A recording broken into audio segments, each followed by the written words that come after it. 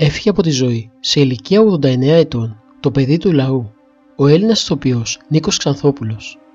Ο Νίκος Ξανθόπουλος γεννήθηκε στις 14 Μαρτίου του 1934 και πέθανε 22 Ιανουαρίου του 2023. Έπειτα από ένα μήνα νοσηλείας σε μονάδα εντατικής θεραπείας, ο ηθοποιός έδειξε σημάδια βελτίωσης και είχε μεταφερθεί σε απλή κλίνη συνεχίζοντας τη θεραπεία του. Δυστυχώς η καρδιά του δεν άντεξε και άφησε την τελευταία του πνοή.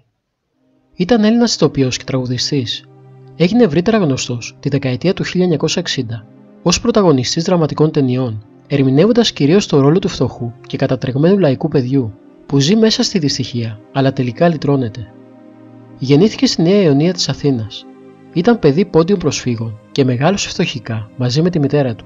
Ο πατέρας του ήταν τσαγκάρης, ψαράς και αντιστασιακός μεταξύ άλλων.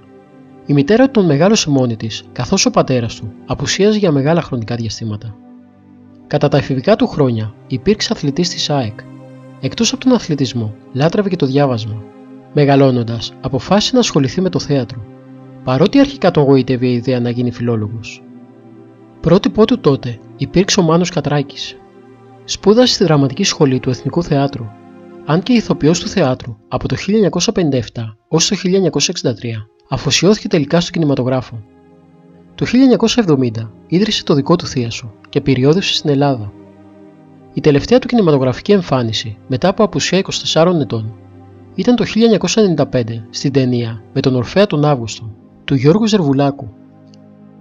Στα τέλη του 2005 εξέδωσε σε βιβλίο την αυτοβιογραφία του με τίτλο «Όσα θυμάμαι και όσα αγάπησα» και διοργάνωσε εμφανίσεις σε διάφορα μέρη ανά την Ελλάδα για την προώθηση του έργου του.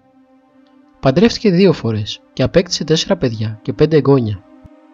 Η πρώτη του εμφάνιση στον κινηματογράφο έγινε το 1958 στην κωμωδία του Φίλιππα Φυλακτού, το Εισπρακτοράκι, στο πλευρό του Βασίλη Αυλονίτη και του Νίκου Ρίζου.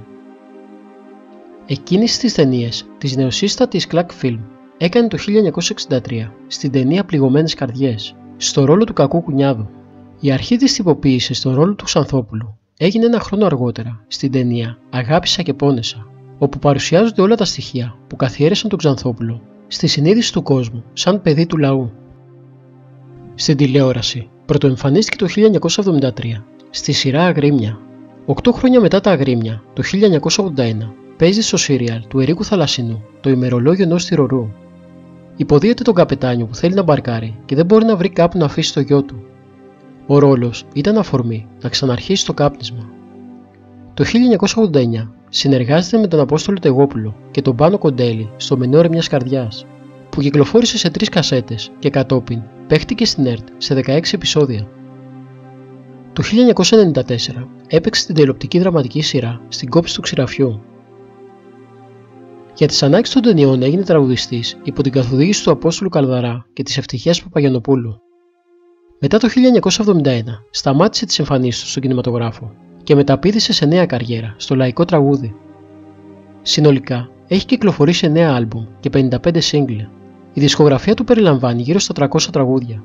Τα τραγούδια του υπογράφουν μεταξύ άλλων η Άκης Πάνου, Χρήστος Νικολόπουλος, Σταύρος Ξαρχάκος και άλλοι.